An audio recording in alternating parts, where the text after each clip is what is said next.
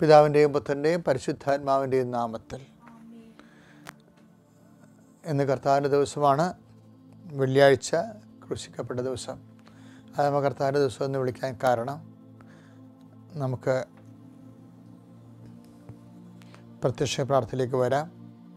അമ്മേ, പരിശുദ്ധ അമ്മേ, ദേവമാതാവേ, അന്ന് കൃപാസനത്തിൽ പ്രത്യക്ഷപ്പെട്ട് വരാൻ പോകുന്ന മഹാദുരന്തത്തിൽ നിന്ന് രക്ഷപ്പെടാനും എല്ലാവർക്കും വേണ്ടി പ്രാർത്ഥിക്കുവാനും ആവശ്യപ്പെട്ടിട്ട് 20 വർഷം തികയുന്ന ഈ വേളയിൽ കൃപാസനത്തിലൂടെ ഞങ്ങൾക്കും ഈ ദേശത്തിനും മധ്യസ്ഥം തേടി തന്ന എല്ലാ അനുഗ്രഹങ്ങൾക്കും ഞങ്ങളിപ്പോൾ ഹൃദയം നിറഞ്ഞ നന്ദി പറയുന്നു. അമ്മേ, പരിശുദ്ധ അമ്മേ, ജപമാല മാതാവേ, സകല കൃപാസനം പ്രാർത്ഥനയോടും ചേർത്ത് ഞങ്ങളിപ്പോൾ പ്രാർത്ഥിക്കുന്ന ഈ കുടുംബത്തിന്റെ പ്രത്യേക നിയോഗം പറ മക്കളെ. പ്രാർത്ഥന ആവശ്യം പറയുക.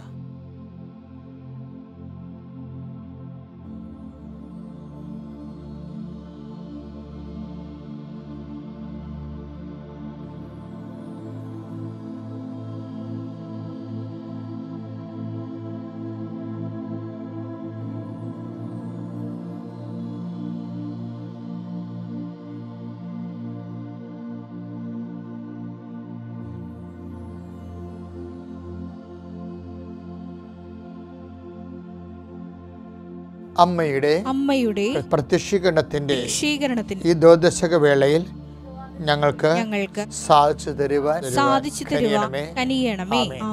വിശ്വാസ പ്രമാണം. സർവശക്തനായ പിതാവും ആകാശത്തിന്റെയും ഭൂമിയുടെയും സൃഷ്ടാവുമായ ദൈവത്തിൽ ഞാൻ വിശ്വസിക്കുന്നു. അവിടുത്തെ ഏകപുത്രനും ഞങ്ങളുടെ കർത്താവുമായ ഈശോമിശിഹായിലും ഞാൻ വിശ്വസിക്കുന്നു. ഈ പുത്രൻ പരിശുദ്ധാത്മാവിനാൽ ഗർഭസ്ഥനായി കന്യകാമറിയത്തിൽ നിന്ന് പിറന്ന് പൊന്തിയോസ് പീലാത്തോസിന്റെ കാലത്ത് പീഡകൾ സഹിച്ച് കുരിശിൽ തറയ്ക്കപ്പെട്ട് മരിച്ച് അടക്കപ്പെട്ട് പാതാളങ്ങളിൽ ഇറങ്ങി മരിച്ചവരുടെ ഇടയിൽ നിന്ന് 3-ാം നാൾ ഉയർത്ത് സ്വർഗത്തിലേക്ക് എഴുന്നള്ളി സർവശക്തിയുള്ള പിതാവായ ദൈവത്തിന്റെ വലതുഭാഗത്തിരിക്കുന്നു. അവിടെ നിന്ന് ജീവിക്കുന്നവരെയും മരിച്ചവരെയും വിധിക്കുവാൻ വരുമെന്നും ഞാൻ വിശ്വസിക്കുന്നു. പരിശുദ്ധാത്മാവിലും ഞാൻ വിശ്വസിക്കുന്നു. വിശുദ്ധ കത്തോലിക്കാ സഭയിലും പുണ്യവാന്മാരുടെ ഐക്യത്തിലും പാപങ്ങളുടെ മോചനത്തിലും ശരീരത്തിന്റെ ഉയർപ്പിലും നിത്യമായ ജീവിതത്തിലും ഞാൻ വിശ്വസിക്കുന്നു. ആമേൻ. സ്വർഗ്ഗസ്ഥനായ ഞങ്ങളുടെ പിതാവേ, അങ്ങയുടെ നാമം പൂജിതമാകണമേ. അങ്ങയുടെ രാജ്യം വരണമേ. അങ്ങയുടെ തിരുമനസ് സ്വർഗത്തിലെ പോലെ ഭൂമിയിലും ആകണമേ. അന്നു വേണ്ടുന്ന ആഹാരം ഇന്ന് ഞങ്ങൾക്ക് തരണമേ. ഞങ്ങളോട് തെറ്റ് ചെയ്യുന്നവരോട് ഞങ്ങൾ ക്ഷമിക്കുന്നത് പോലെ ഞങ്ങളുടെ തെറ്റുകൾ ഞങ്ങളോടും ക്ഷമിക്കണമേ. ഞങ്ങളെ പ്രലോഭനത്തിൽ ഉൾപ്പെടുത്തരുതേ, തിന്മയിൽ ഞങ്ങൾ രക്ഷിക്കണമേ. ആമേൻ. നന്മ നിറഞ്ഞ മറിയമേ, സ്വസ്തി. കർത്താവ് അങ്ങയുടെ കൂടെ സ്ത്രീകളിൽ അങ്ങ് അനുഗ്രഹിക്കപ്പെട്ടവളാകുന്നു. അങ്ങയുടെ ഉദരത്തിൻ ഫലമായി ഈശോ അനുഗ്രഹിക്കപ്പെട്ടവനാകുന്നു. പരിശുദ്ധ മറിയമേ, തമ്പുരാന്റെ അമ്മേ, പാപികളായ ഞങ്ങൾക്ക് വേണ്ടി ഇപ്പോഴും ഞങ്ങളുടെ മരണസമയത്തും തമ്പുരാനോട് അപേക്ഷിക്കണമേ. ആമേൻ. പ്രത്യക്ഷ പ്രാർത്ഥന കഴിഞ്ഞു. ഇനി അനുദിന അനുഗ്രഹ പ്രാർത്ഥനയ്ക്ക് പ്രവേശിക്കുകയാണ്. കർത്താവേ, നിന്റെ ഉന്നതമായ നാമത്തിന് സ്വസ്ത്രം ചെയ്യുന്ന കർത്താവേ, നിന്റെ വിശുദ്ധ പൗരോഹിത്യത്തെ മഹത്വപ്പെടുത്തണമേ. കർത്താവേ, സഭയിലുള്ള സാന്നിധ്യം പ്രകടമാക്കണമേ. കർത്താവേ, അനേകം മക്കള് മുട്ടിൽ നിന്നും കൈവിരിച്ചും കൈകൂപ്പിയും കണ്ണടച്ചും ഭക്തിപൂർവ്വം ഇപ്പോൾ പ്രാർത്ഥിച്ചുകൊണ്ടിരിക്കുകയാണ്. വിവിധ ഭൂഖണ്ഡങ്ങളിൽ, രാജ്യങ്ങളിൽ, സംസ്ഥാനങ്ങളിൽ, ജില്ലകളിലെല്ലാം കർത്താവ് അവരുടെ മേലെല്ലാം കർത്താവിൻ്റെ വലിയ വർഷം, അനുഗ്രഹവർഷം ചൊരിയണമെന്ന് പ്രാർത്ഥിക്കുന്നു. കർത്താവ്, നിന്റെ തിരുമുറിവാർന്ന് വലതുകരം ഇപ്പോൾ പ്രാർത്ഥന മുഴുകിയിരിക്കുന്ന ഓരോ മക്കളുടെ മേലും വെക്കണമെന്ന് പ്രാർത്ഥിക്കുന്നു. അടിപ്പിടം പോലെ, വൈദാഖലം പോലെ കർത്താവ് ശിഖം മുതൽ നഖം വരെ കർത്താവിൻ്റെ ശക്തി ഒഴുകട്ടെ എന്ന് പ്രാർത്ഥിക്കുന്നു. കർത്താവിൻ്റെ ശക്തി പ്രഭാതത്തിൽ അവർക്ക് അവകാശമാകട്ടെ പ്രാർത്ഥിക്കുന്നു. കർത്താവിൻ്റെ ശക്തി ഈ പ്രഭാതത്തിൽ അവർക്ക് ഓഹരിയാകട്ടെ പ്രാർത്ഥിക്കുന്നു. കർത്താവ്, സർവോപരി അങ്ങ് തന്നെയാണ് ഞങ്ങളുടെ അവകാശം, ഓഹരിയും.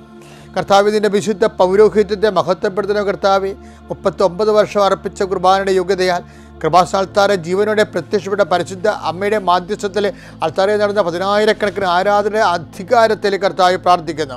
എൻ്റെ കർത്താവിൻ്റെ ഉന്നതമായ നാമത്തിൽ സഭയുടെ അധികാരത്തിൽ ഇപ്പോൾ പ്രാർത്ഥിക്കുന്ന ഓരോ മക്കളുടെ അടിപ്പെട്ട പോലെ വൈദ്യാഖാമ ദൈവികമായ ശക്തി കർത്താവ് ആനന്ദനം കണ്ടെന്ന് പ്രാർത്ഥിക്കുന്നു. മാരക രോഗങ്ങൾ, തീരാവേദികൾ, ജീവിത ദുരിതങ്ങൾ, ആരെല്ലാം എന്തെല്ലാം കാര്യങ്ങൾക്ക് വേണ്ടി ഭാരപ്പെടുന്നല്ലോ, ആരെല്ലാം എന്തെല്ലാം കാര്യങ്ങൾക്ക് വേണ്ടി ഭാരപ്പെടുന്നുവോ അവിടെ മനസ്സിൻ്റെ ഹൃദയത്തിൻ്റെ ഭാരങ്ങൾ യേശുക്രിസ്തു നാമത്തിൽ നീങ്ങിപ്പോട്ട് പ്രാർത്ഥിക്കുന്നു. കർത്താവേ, നിന്റെ വിശുദ്ധമായ രക്തത്താൽ മക്കൾ തളിക്കണമേ. മാരകമായ രോഗങ്ങൾ, ഹൃദയഭാരങ്ങൾ കർത്താവേ, കാഴ്ചയില്ലാത്ത അവസ്ഥകൾ, കണ്ണിന് കാഴ്ച കരുവരിപ്പുള്ള അവസ്ഥകൾ, മൂക്കിന് കടന്ന അഡിനോയിഡിന് രോഗങ്ങളുള്ളവർ, ഭുജങ്ങൾ, കൈകൾ പൊക്കാനും താത്താനും പറ്റാത്ത വിധത്തിൽ നീര് കല്ലച്ചു പോയവർ, വിവിധങ്ങളായ ആന്തരിക അവയവങ്ങൾക്ക് ബന്ധപ്പെട്ട രോഗങ്ങൾ, പേശികൾക്കുള്ള രോഗങ്ങൾ, കോശങ്ങൾക്കുള്ള രോഗങ്ങൾ യേശു ക്രിസ്തുവിൻ്റെ ഉന്നതമായ നാമത്തിൽ മാറിപ്പോകട്ടെ എന്നും അമ്മ മാതാവിൻ്റെ മധ്യസ്ഥത്തിൽ യേശു നാമത്തിൽ കൽപ്പിക്കുന്നു. ആമേൻ. കർത്താവിൻ്റെ ഉന്നതമായ നാമത്തിൽ സ്വന്തം ചെയ്ത് കർത്താവ് ഞങ്ങളുടെ യാത്രകളെ സംബന്ധിച്ച് പ്രാർത്ഥിക്കുന്നു, ഞങ്ങളുടെ സംരംഭങ്ങളെ സംബന്ധിച്ച് പ്രാർത്ഥിക്കുന്നു, ഇന്നത്തെ സംസാരങ്ങളെ സംബന്ധിച്ച് പ്രാർത്ഥിക്കുന്നു, ഇന്നത്തെ ചർച്ചകളെ സംബന്ധിച്ച് പ്രാർത്ഥിക്കുന്നു,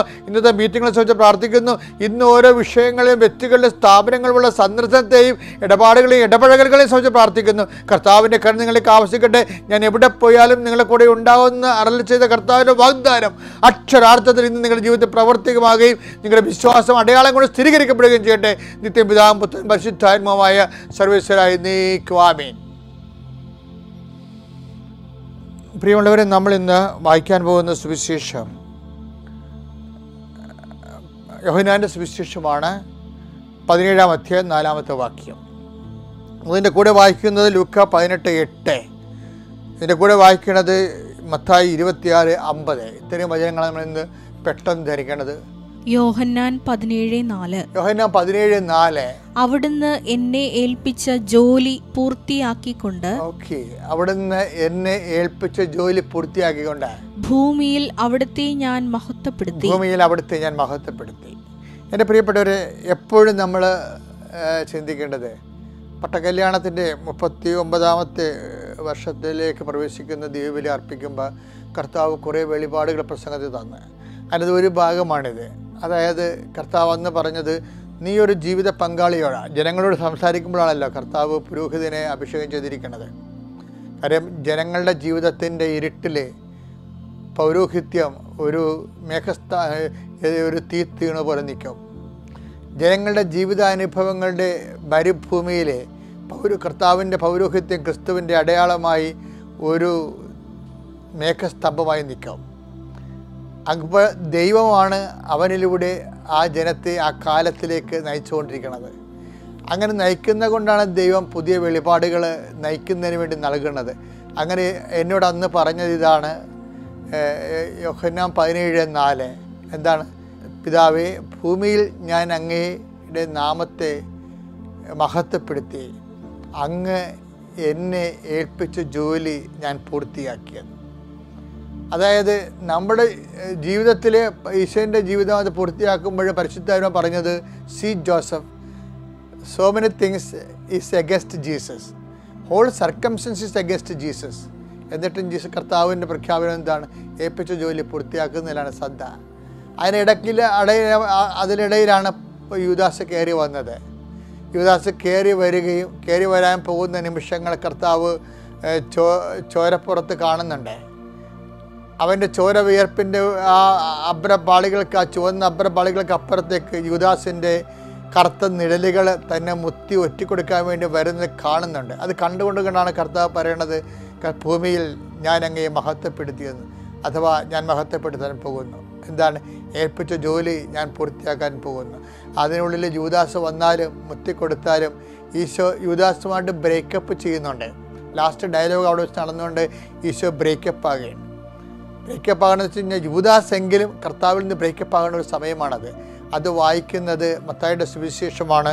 മത്തായിയുടെ സുവിശേഷം 26:50. യേശു അവനോട് ചോദിച്ചു, സ്നേഹിത, നീ എന്തിനാണ് വന്നത്?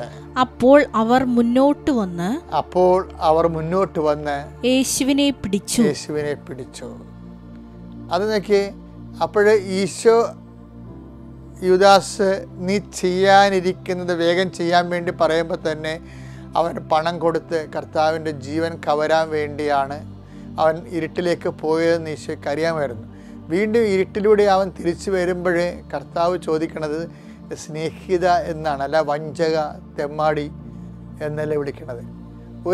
അതായത് ഈശോ ദൈവം ഏൽപ്പിച്ച ജോലി, നിങ്ങളെല്ലാവരും എന്നെ വിട്ടിട്ട് പോകും, പക്ഷെ ഞാൻ ഏകനല്ല, എൻ്റെ പിതാവിനോട് കൂടെ ഉണ്ടെന്ന് പറയുമ്പോഴും മനുഷ്യപുത്രൻ എഴുതപ്പെട്ടിരിക്കുന്നവരെ കടന്നു പോകുമെന്ന് പറയുമ്പോഴും കർത്താവ് പറയുന്ന വാക്ക് അതിനെല്ലാത്തിൻ്റെയും ഒരു തലക്കെട്ട് പോലെ പറയണത് ഏൽപ്പിച്ച ജോലി പൂർത്തിയാക്കി ദൈവത്തെ ഞാൻ മഹത്വപ്പെടുത്തിയെന്നാണ്. ഇത് ഈ വചനത്തിനോട് ചേർത്ത് വെച്ചുകൊണ്ടാണ് അന്ന് കർത്താവ് വ്യാഖ്യാനം. നീ ഒരു ഭർത്താവാണെങ്കിൽ നിൻ്റെ ഭാര്യ നിന്നെ അംഗീകരിക്കുകയോ അല്ലെങ്കിൽ പണമുള്ളവ മാത്രം നിന്നോട് പ്രത്യേക സാഹിത്യം കൂടും. അത് ഭാര്യയുടെ കഴുത്ത് സ്വർണ്ണം ഉണ്ടെങ്കിലും അവൾക്ക് ഓഹരി ഉണ്ടെങ്കിലും ഭർത്താവിന് പ്രത്യേക സ്നേഹം. ഇതൊന്നും ഇല്ലെങ്കിൽ സ്നേഹമില്ല. കാലാവസ്ഥകൾ ഇങ്ങനെ മാറിക്കൊണ്ടേയിരിക്കും. ഇപ്പോഴാണ് നമ്മൾ ക്ലൈമറ്റ് ചേഞ്ചിനെ കുറിച്ച് പറയുന്നത്. അത് ആകാശത്തുള്ള ക്ലൈമറ്റ് ചേഞ്ചാണ്. പക്ഷെ നമ്മുടെ കുടുംബങ്ങളിലെല്ലാം എപ്പോഴും ഈ ന്യൂനമർദ്ദങ്ങൾ നടന്നുകൊണ്ടേയിരിക്കും. യേശുവിൻ്റെ ജീവിതത്തിലും പത്രോസ് പറയും, എല്ലാവരും നിന്നെ ഉപേക്ഷിച്ചാലും ഞാൻ നിന്നെ ഉപേക്ഷിക്കുന്നത് പറയുമ്പോൾ ഈശോ പറയും ക്ലൈമറ്റ് ചേഞ്ച് ഉണ്ടാകും. ഇന്ന് കോഴിക്കൂന്ന് മുമ്പ് നീ എന്നെ 3 പ്രാവശ്യം തള്ളിപ്പറയും, ഇടിമുഴക്കം ഉണ്ടാവും, മിന്നൽപ്പിണറുണ്ടാകും, പെരുമഴ പെയ്യുമോ എന്നൊക്കെ പറയും കർത്താവ്. അപ്പോൾ ഇങ്ങനെയെല്ലാം ക്ലൈമറ്റ് ചേഞ്ച് ഉണ്ടാകുമ്പോഴും കർത്താവ് എന്താ പറയണത്, ജീവിതത്തിൽ ഏത് കാലാവസ്ഥകളും പറയുമ്പോൾ നിൻ്റെ മക്കൾ, നിൻ്റെ ജീവിത പങ്കാളി, ചിലപ്പോൾ മക്കൾ, ചിലപ്പോൾ നീ എന്തുമാത്രം വേദകര, പല മക്കളും അപ്പന്മാരെ കാണുന്നില്ല. എന്താ കാര്യം, വെളുപ്പിന് എഴുന്നേറ്റ് ജോലിക്ക് പോകും, അവർ കിടന്നുറങ്ങുമ്പോൾ തിരിച്ചു വരും. അപ്പൻ എന്തുമാത്രം വേർത്തോ എല്ലിടിഞ്ഞോ ഒന്നൊന്നും മക്കൾക്ക് അറിയത്തില്ല. അതുകൊണ്ട് തന്നെ മക്കൾക്ക് നിങ്ങളുടെ വേദനയുടെ ഭാരങ്ങളാ, കഷ്ടപ്പാടിൻ്റെ ആക്കങ്ങളാ, തൂക്കങ്ങളാ അറിയത്തില്ല. അവർ ചിലപ്പോൾ അതൊന്നും അറിയാതെ നിന്നോട് പെരുമാറും. അപ്പോഴും എന്താണ് ഈശോ പറയണത്, ആരല്ല മക്കളെങ്ങനെ പെരുമാറിയാലും, ഭർത്താവ് എങ്ങനെ പെരുമാറിയാലും, ഭാര്യ എങ്ങനെ പെരുമാറിയാലും നിനക്ക് ആൾട്ടിമേറ്റ് ആന്തരിക ഉത്തരവാദിത്വം ആരോടാണ്? ദൈവത്തോട് നീ പറയണം എന്താണ്, ഏൽപ്പിച്ച ജോലി ഞാൻ പൂർത്തിയാക്കി. നിന്നെപ്പോലെ എൻ്റെ സാഹചര്യവും വളരെ മോശമാണ്. എൻ്റെ വൈഫ് എന്നെ അംഗീകരിക്കണില്ല, എൻ്റെ ഭർത്താവ് എന്നെ അംഗീകരിക്കണില്ല, അവരെ കണ്ടാൽ എപ്പോഴും കിറുകിറുപ്പും വഴക്കുമൊക്കെയാണ്. ഞാനെങ്ങനെയാണ് ജീവിക്കണമെന്ന് എനിക്ക് തോന്നുന്നു. എന്തിനാണ് ഇങ്ങനെ ഒരു ജീവിതം എനിക്ക് തന്നതെന്ന് പലപ്പോഴും ദൈവത്തോട് ചോദിച്ചു. കർത്താവിന് ആ ചോദ്യം ഈശോയ്ക്ക് ചോദിക്കാമായിരുന്നു. കുരിശെടുക്കാനും മുൾക്കിടം ചൂടാനും തിരുവിഴ കിഴുത്തം മേടിക്കാനും ആൾക്കാരുടെ ആട്ടും തുപ്പും മേടിക്കാൻ വേണ്ടി എന്തിനാണ് ജീവിതം എനിക്ക് തന്നതെന്ന് ആദ്യം ചോദിക്കേണ്ടിയിരുന്ന കർത്താവാണ്. പിന്നെ ചോദിക്കേണ്ടിയിരുന്ന പരിശുദ്ധ അമ്മയാണ്. ഈ ആൾക്കാരെല്ലാം ഹൃദയത്തിൽ സഹനദാസനെ പോലെ ഹൃദയത്തെ സംഗ്രഹിച്ചുകൊണ്ട് പറഞ്ഞ വാക്കെന്താണ്, അങ്ങയെ മഹത്വപ്പെടുത്തി. എൻ്റെ ഈ ഭൂമി എന്തിനുള്ളതാണെന്ന് ഈശോ പറഞ്ഞു. അതെന്താണ്, ഏത് സാഹചര്യത്തിലും ദൈവത്തെ മഹത്വപ്പെടുത്താനുള്ളതാണെങ്കിൽ നമ്മുടെ മുമ്പിലുള്ള ഓപ്ഷൻ എന്താണ്, ദൈവം തന്ന ജോലി ഏത് സാഹചര്യത്തിലും പൂർത്തിയാക്കും. നീ ഒരു വിദ്യാർത്ഥിയാണ്, നിൻ്റെ മുമ്പിലുള്ള ഓപ്ഷൻ എന്താണ്, തിരഞ്ഞെടുപ്പ് എന്താണ്, ഏൽപ്പിച്ച ജോലി പൂർത്തിയാക്കുക. നീ ഒരു ഭാര്യയാണ്, നിനക്ക് സ്നേഹം കിട്ടണില്ല, നിനക്ക് മക്കൾ പോലും നിന്നെ അംഗീകരിക്കണില്ല, നീ പനിയായിട്ട് നീ ആരോഗ്യത്തോടെ നിന്നാൽ 100,000 ഡിമാൻഡുമായിട്ട് മക്കൾ വരും. നീ കിടന്നു പോയാൽ നീ എന്തായാലും കിടക്കണമെന്ന് പോലും മക്കൾ ചോദിക്കത്തില്ല. അപ്പോഴും നീ പറയണം, അപ്പാ എന്നെ ഏൽപ്പിച്ച് മക്കളെന്നെ കിടന്നപ്പോഴാണ് മക്കൾ ആരാണെന്ന് എനിക്ക് മനസ്സിലായത്. മക്കൾ ആര് തന്നെ ആയാലും ശരി. ചില അമ്മമാർ ചോദിക്കും, നീ എൻ്റെ വയറ്റിൽ തന്നെ പറഞ്ഞതാണോടാ എന്ന് ചോദിക്കുമ്പോൾ ആർക്കറിയാം എന്ന് അവർ പറയും. നിങ്ങൾ പറഞ്ഞു ഞാനാണ് നിങ്ങളുടെ അമ്മയെന്ന്. ഇങ്ങനെയൊക്കെ തോന്നിയവാസം പറയുന്ന മക്കളെ ഞാൻ കണ്ടിട്ടുണ്ട്. പക്ഷേ എങ്കിലും ഒരു വിശ്വാസിയെ തോൽപ്പിക്കാൻ ആർക്കും പറ്റത്തില്ല. ഒരു മുൾക്കിടത്തിനോ തിരുവിഴ മുറിവിനോ അതുപോലെ തന്നെ ഒരു കുരിശിനോ യേശുവിനെ തോൽപ്പിക്കാൻ പറ്റിയില്ലെങ്കിൽ യേശു വിശ്വസിക്കുന്ന നിന്നെയും തോൽപ്പിക്കാൻ പറ്റത്തില്ല.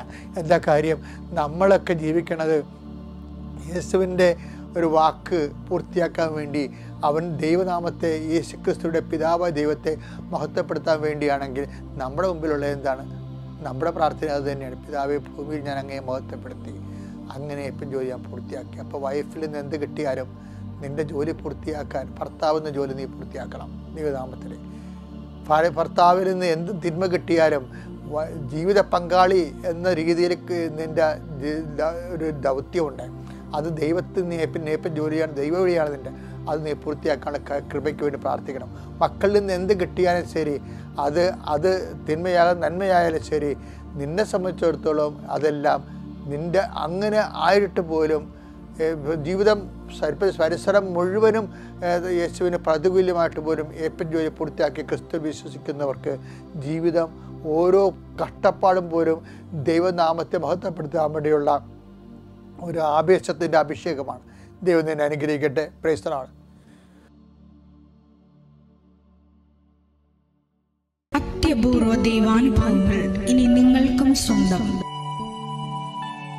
ഈ യൂട്യൂബ് ചാനൽ ഇതുവരെ സബ്സ്ക്രൈബ് ചെയ്തിട്ടില്ലെങ്കിൽ ഇപ്പോൾ തന്നെ സബ്സ്ക്രൈബ് ചെയ്യുക.